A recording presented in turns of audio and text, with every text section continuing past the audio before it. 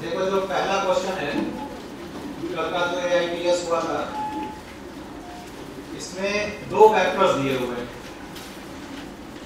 2i plus 2j minus के और एक दिया है 6i minus 3j plus 2k। और इसमें बोला गया कि what is the unit vector perpendicular to the following vector. इन दोनों वेक्टर के परपेंडिकुलर लेना हो, तरीका याद था? क्या किया पहले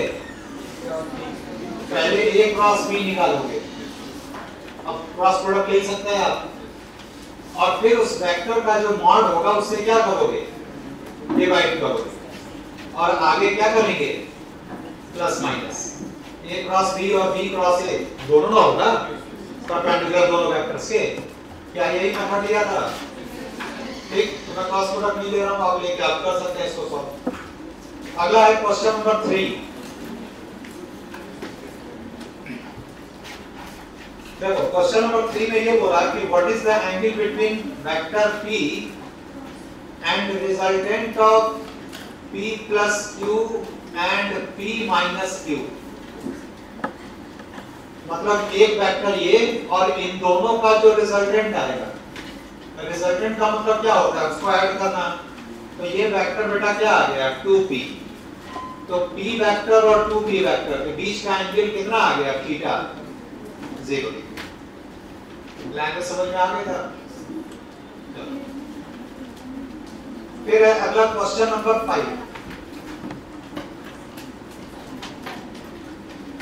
बेटा बात मत करो, है शांति से बैठो, सुनते रहो। Two forces of magnitude p and q, दो वेक्टर्स हैं p एंड q और इनके बीच का एंगल थीटा है। तो रिजल्टेंट बोलता है कि क्या है 3q। तो वाला फार्मूला जो था, दो वेक्टर a और b, क्या लिखते हो, under root a square plus b square plus 2ab। तो रिजल्टेंट कितना आया 3q, और ये क्या लिखोगे p square plus q square plus 2pq cos theta. ये था। फिर बोला तीसरी लाइन में कि अगर एंगल को चेंज करके 180 माइनस थीटा कर दिया जाए तो मैग्नीट्यूड कितना हो गया q। तो अगर एंगल थीटा की जगह पर क्या कर दिया जाए 180 माइनस थीटा, तो रिजल्टेंट कितना हो गया q। तो फिर से फार्मूला लिखो p square plus q square plus 2pq cos 180 minus theta. और cos 180 माइनस थीटा बेटा क्या होता है, माइनस cos थीटा। तो क्या हो गया ये p square plus q square minus 2pq, ऐसे किया था। अब क्या करो, दोनों p और q का रेशियो पूछ रहा है इसमें, तो दोनों को स्क्वायर करके जोड़ दिया जाए। इस पहले वाले को स्क्वायर करो तो कितना आ गया 9q स्क्वायर बराबर p square plus q square plus 2pq cos theta.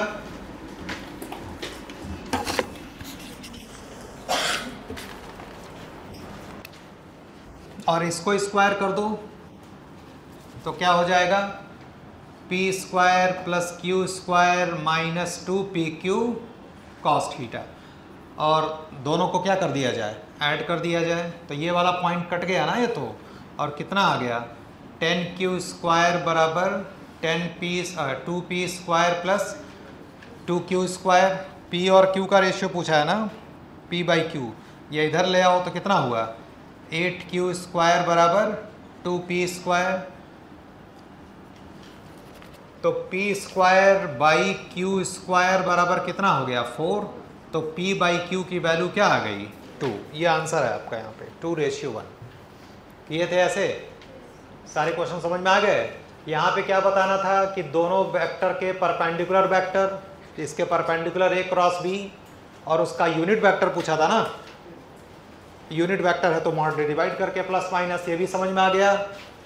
इन दोनों वेक्टर का रिजल्टेंट और इस वेक्टर के बीच का एंगल, दोनों का रिजल्टेंट 2p आया, थीटा सीधे सीधे क्या मिल गया 0 डिग्री। क्लियर है यहाँ तक? कुछ नोट वगैरह तो नहीं करना है ना। क्वेश्चन नंबर 6 देखिए, इंटीग्रेशन का सवाल है। ये 0 से 1 के बीच में तुम्हें इंटीग्रेट करना है t² plus 9t plus c dt बराबर क्या दिया है 9/2 और c की वैल्यू तुमसे पूछी जा रही है। कर लिया था बेटा, इसको कर लिया होगा। तो इसका इंटीग्रेशन क्या हो जाएगा t³ लिमिट, इसका इंटीग्रेशन t² और इसका इंटीग्रेशन ct और बराबर क्या है ये कितना आ गया बेटा 1/3 और ये वाला 9 लिमिट रखने के बाद और ये क्या आ गया c बराबर 9/2, ये कैंसिल, तो c की वैल्यू क्या आ गई -1/3। सॉल्व कर लिया था सबने, है? बहुत ज़्यादा दिमाग नहीं लगा दिए थे सॉल्व में, है? उसमें बहुत ज़्यादा दिमाग लगाता है। क्वेश्चन नंबर 7 देखो, sum of reciprocal of the root, मतलब अगर रूट मान लो कि x1 x2 है तो तुम्हें सॉल्व क्या करना है 1/x1 प्लस 1/x2। बोलो ये लैंग्वेज समझ में आ गई ना? अब इसके बाद तुम्हें इसकी वैल्यू बतानी है तो इसको सॉल्व, याद है ना, इसको मल्टीप्लाई करो, इसको इधर, याद आ रहा तरीका? क्या हो गया ये x, तो ये हो गया बेटा सम ऑफ रूट्स और ये क्या हो गया प्रोडक्ट ऑफ रूट्स।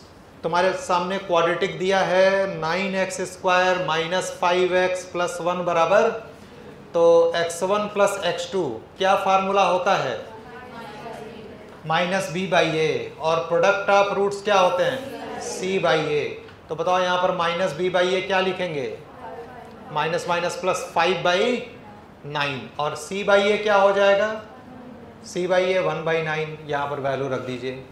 कर लेंगे सॉल्व रख के, तो x1 प्लस x2 यहाँ पर क्या आ गया 5/9 और ये क्या हो गया 1/9, यानी आंसर क्या आ गया 5 आया था ऑप्शन में।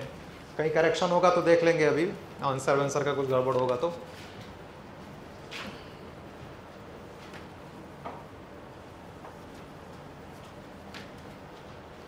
क्वेश्चन नंबर 9 देखो बेटा, क्वेश्चन नंबर 9 में दिया कि determine a vector which when added to the resultant, देखो दो वेक्टर्स दिए हुए हैं, एक वेक्टर a दिया हुआ है 2i plus 5j minus k और वेक्टर b दिया हुआ है 3i minus 4j minus k। तो इसमें ये पूछ रहा है कि determine a vector when added to the resultant of this vector, इन दोनों वेक्टर के रिजल्टेंट में कौन सा वेक्टर ऐड किया जाए ताकि रिजल्टेंट ओवरऑल क्या है unit vector along negative y direction.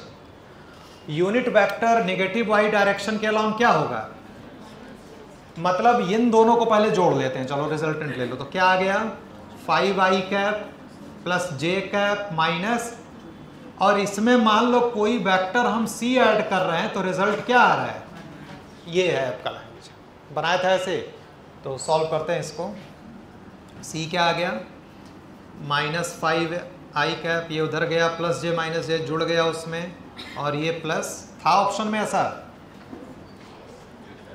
-5i, हाँ ये पहला वाला ही दिख रहा है, ऑप्शन में भी यही था ना। ठीक, समझ गए बेटा लैंग्वेज इसकी। क्वेश्चन नंबर 11 देखो भाई,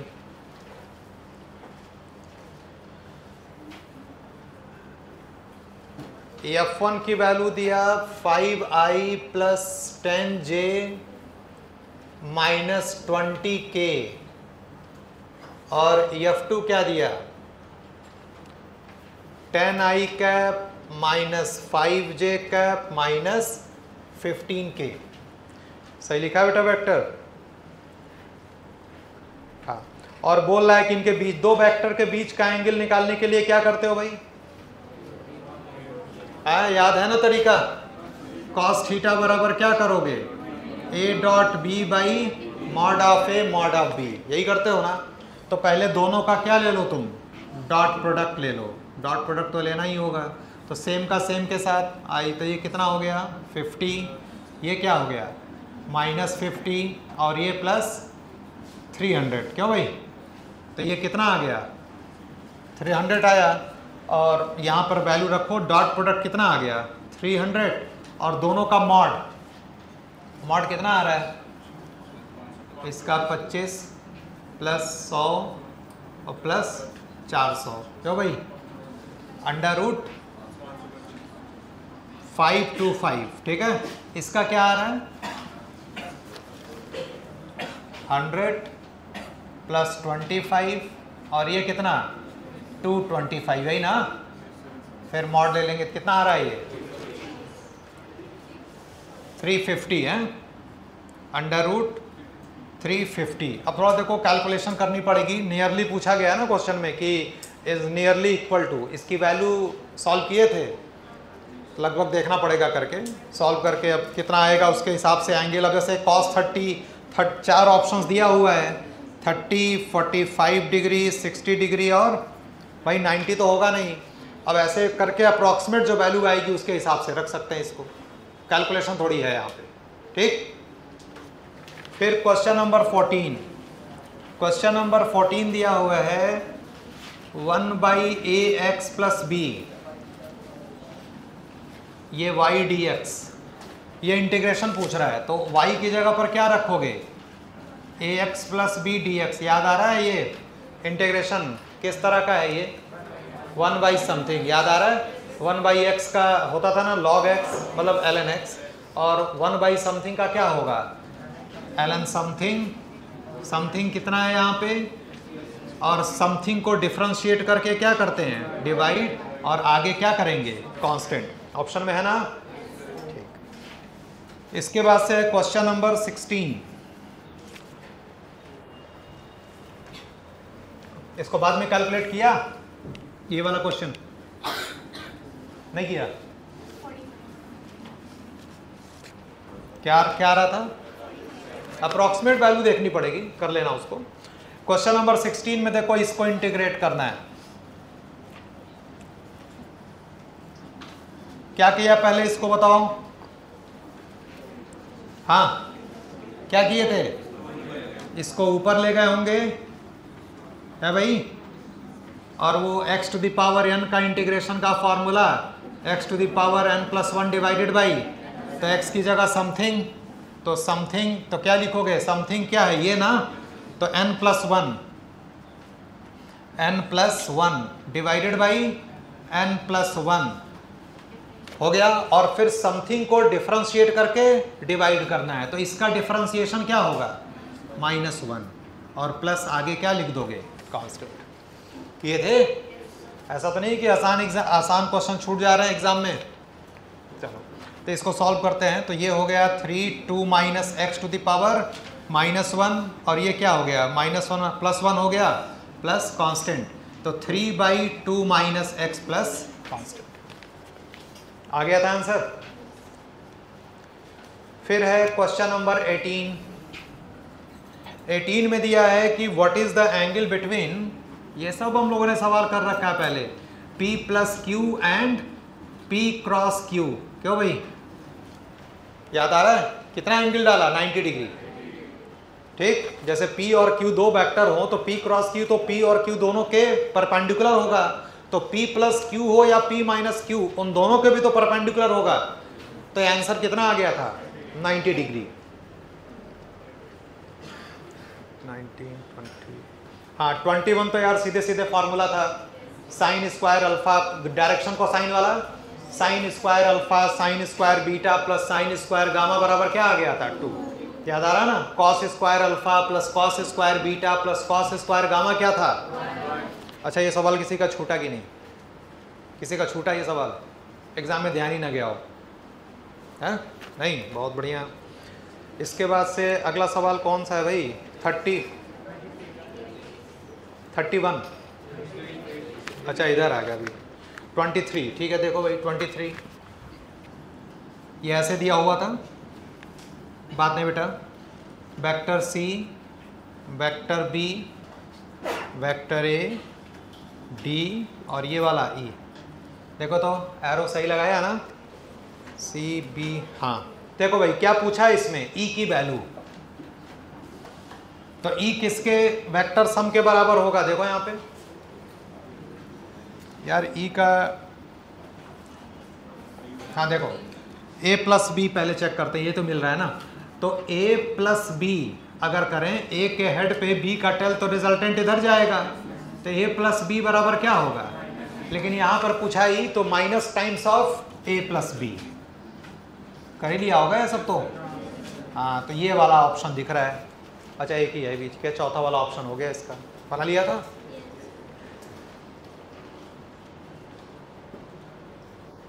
फिर है क्वेश्चन नंबर 27। क्वेश्चन नंबर 27, इसमें दिया कि resultant of two forces of magnitude p and 2p is perpendicular. ये तो लगा चुके हैं कई बार सवाल इस तरह का। जैसे मान लो दो वेक्टर है, एक वेक्टर p है और रिजल्टेंट इसके परपेंडिकुलर है p के, तो 2p याद है ना, इस तरीके से जाएगा है भाई, और ये एंगल क्या है? थीटा। तो 2p का दो कंपोनेंट, ये वाला 2p cos थीटा और ये वाला। और अगर रिजल्टेंट परपेंडिकुलर है तो हॉरिजॉन्टल वाले कंपोनेंट क्या करना चाहिए? कैंसिल, यानी ये वाला और ये वाला एक दूसरे को क्या कर दिया? कैंसिल कर दिया। तो p बराबर क्या आ गया? 2p sine theta. तो साइन थीटा आ गया 1/2, यानी थीटा क्या आ गया? 30 डिग्री। लेकिन पूछ क्या रहा है इसमें? एंगल बिटवीन द फोर्सेस, तो पूरा एंगल होगा ना ये, तो 90 + 30 कितना आ गया? 120 डिग्री। हो गया आंसर? अच्छा 2π/3 क्या आ गया फिर? 2π/3 आ गया था। 29 देखो, 29 y बराबर दिया बेटा 2u³ और u बराबर क्या दिया? 8x-1 और इसमें dy/dx पूछा है। तो एक काम करते हैं ना, u की जगह पर ये रख देते हैं, क्यों? हो जाएगा ना सॉल्व, कर लिया था ऐसे। और dy/dx करना है तुम्हें, तो 2 याद करो, ये समथिंग वाला x⁴n का डिफरेंशिएशन nx⁴, तो something to the power n का क्या होगा? n समथिंग n-1 और इनटू डिफरेंशिएशन ऑफ समथिंग। आ गया था? कितना है ऑप्शन फिर? ये 48 8x-1 का होल स्क्वायर। कौन सा ऑप्शन है बेटा? पहला वाला। कर लिए थे सॉल्व। फिर है 31।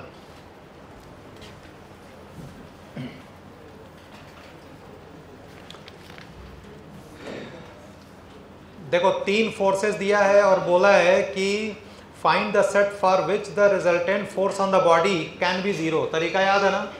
कोई भी 2 ले लिया और तीसरा वाला देखो उसके मैक्सिमम और मिनिमम के बीच में आता है या नहीं। जैसे चलो यही वाला चेक करते हैं, 10, 8 और 2, और बोल रहा है कि कौन सा 0 होगा। ठीक है, तो कोई भी 2 ले लो, यही दोनों ले लो।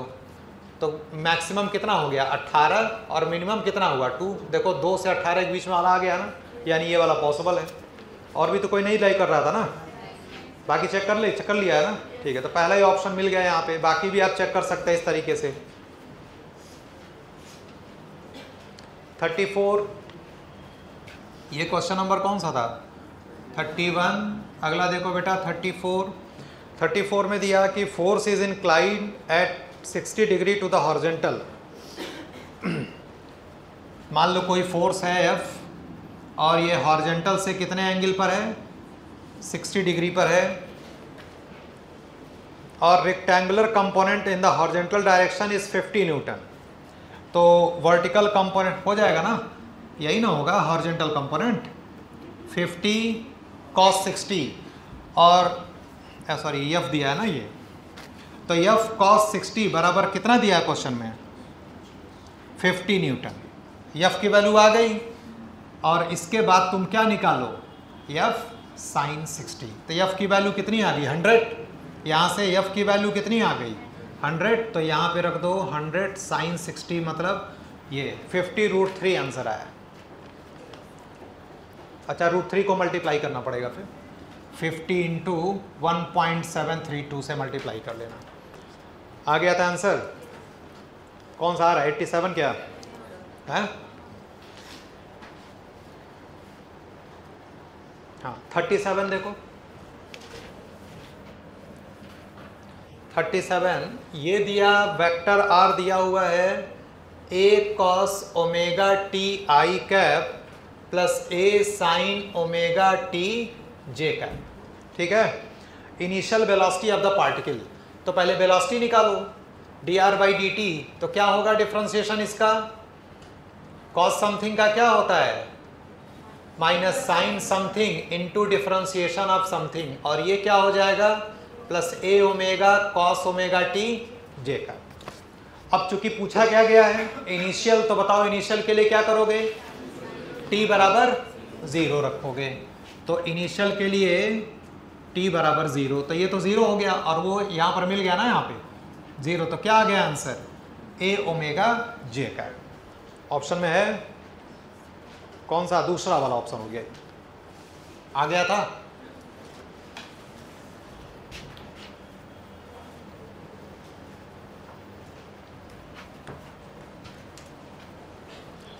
फिर कौन सा है बेटा?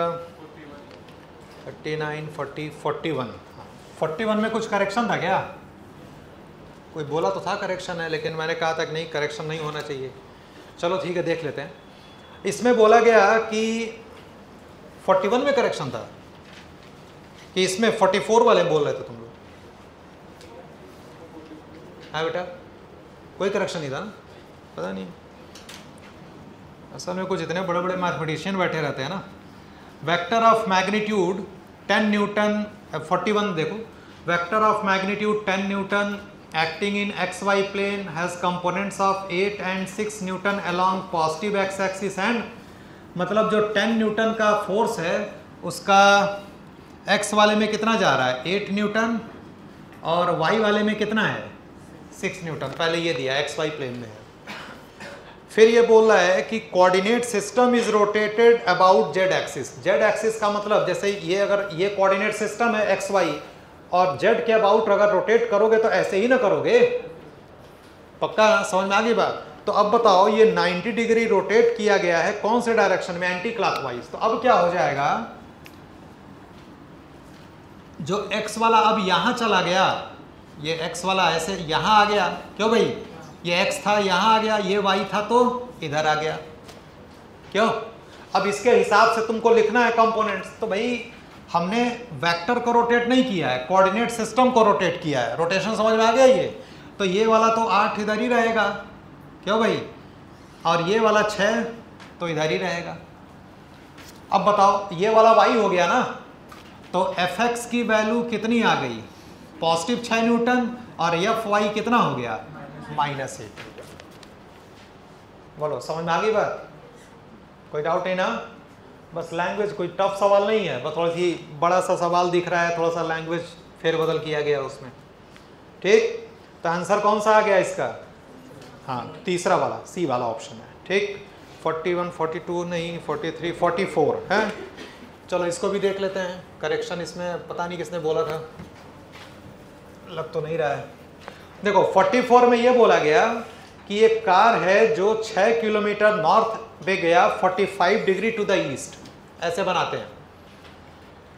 6 न्यूटन, ये 6 किलोमीटर गया है किधर? ये ईस्ट है, और ये तो ईस्ट से नॉर्थ पे कितना गया? 45 डिग्री, यानी ऐसे जा रहा है। ये 6 किलोमीटर, ये वेक्टर, और ये एंगल कितना है? 45 डिग्री। फिर क्या बोलता है उसके बाद? 135 टू द ईस्ट गया, 4 किलोमीटर नॉर्थ, मतलब ईस्ट से कितने एंगल पर? 135, मतलब ये ऐसे जा रहा है, 4 गया, और ये एंगल टोटल कितना हो गया? 135, यानी ये वाला एंगल कितना हो गया? 45। अब इन दोनों वेक्टर का तुम्हें रिजल्टेंट बताना है। समझ में आया वेक्टर? ये बोलो भाई। चलो वेक्टर लिखते हैं। ये वाला वेक्टर बेटा क्या लिखोगे? 6 cos 45, 6 sin 45।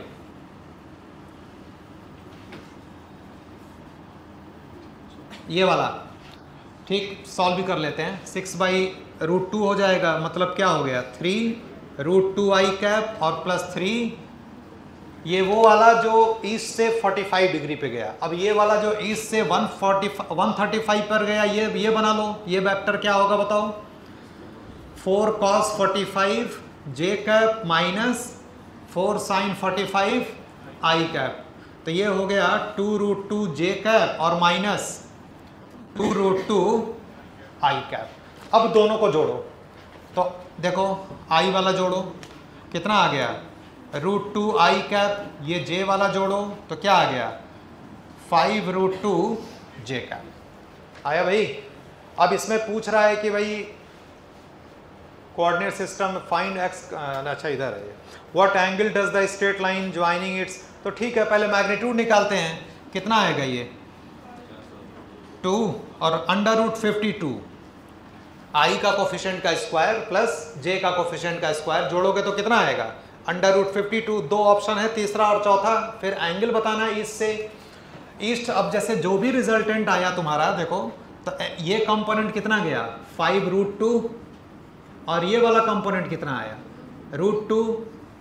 ये वेक्टर गया ना ऐसे, तो ईस्ट से मतलब किसके साथ? x से। तो याद है tan थीटा क्या लिखते थे?